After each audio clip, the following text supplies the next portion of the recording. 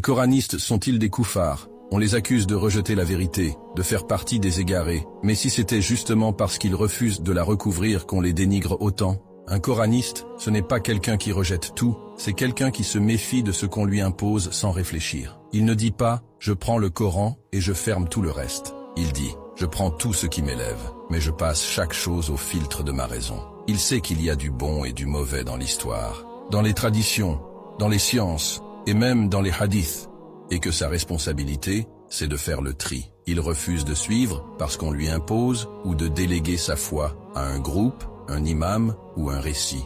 Il considère que le plus grand cadeau qu'Allah lui a donné, ce n'est pas un texte, c'est la raison, la conscience et les moyens de chercher. Et il sait qu'Allah, s'il voit une intention sincère, ne laissera pas un cœur honnête s'égarer. Le coraniste ne veut pas se présenter devant Allah en disant « j'ai juste obéi à ceux qu'on m'a présentés comme des savants ».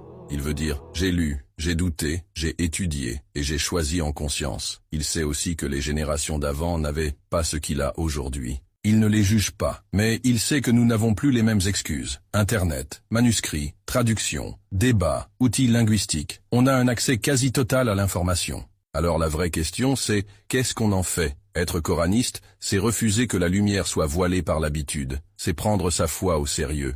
Pas comme une appartenance, mais comme une quête personnelle. Et forcément, quand on pense comme ça, on entend toujours la même objection. Comment tu peux rejeter la sunna, alors que ceux qui l'ont transmise, c'est les mêmes que pour le Coran? Un argument qui semble solide, jusqu'à ce qu'on regarde de plus près. Et c'est justement ce qu'on va faire dans la prochaine vidéo.